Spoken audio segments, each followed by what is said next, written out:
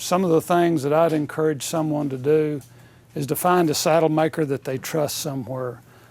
People that you've known that have used them and had good luck with them, and their saddles fit and look good. Go to somebody like that. Don't go to somebody that you've never heard of, don't know what kind of product that they turn out. But you want to have a lot of trust in a saddle maker. And the first thing you want to do is not tell him the measurements of the tree. Don't tell the saddle maker the measurements on the tree. The saddle maker shouldn't even tell the tree maker the measurements on the tree. The saddle trees and building saddles, for the most part, are kind of like apples and oranges. It's two completely different things. And there are some good saddle makers that are good tree makers, and vice versa, but as a rule not. I don't tell our tree maker the measurements. I tell him the kind of horse we're trying to fit. Then he knows how to make the tree fit. Over the years, it's gotten to where people want to tell you the gullet width and gullet height. That's the two measurements.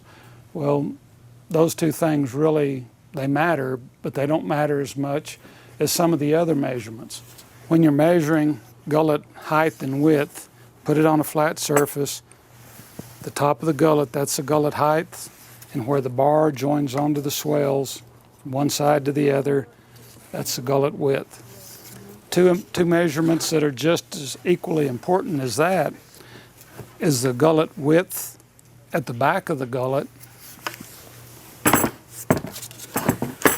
and the gullet height at the back. Probably more important than the gullet measurement at the front, because that's back more on the withers than the front of the gullet is.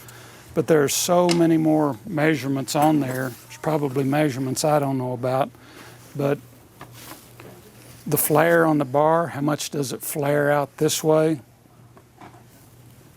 The measurement, the toe out and the toe in across this way. The measurement in front of the cantle, the distance between here. And then you've got the rocker arm, and it's really important. And the rocker arm has to be somewhere at the back of the stirrup leather channel going back. The rocker arm is a place where if you put a drop of water on there and it's split in two, half the drop would roll forward, half the drop would roll backward. It's the break point, and it has to be at least at the back of the stirrup channel.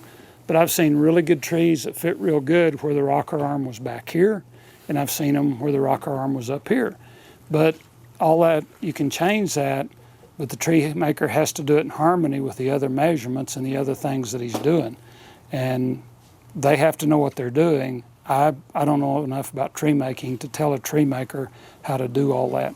So I think it's very important to trust your saddle maker to know that he's going to get you a good tree.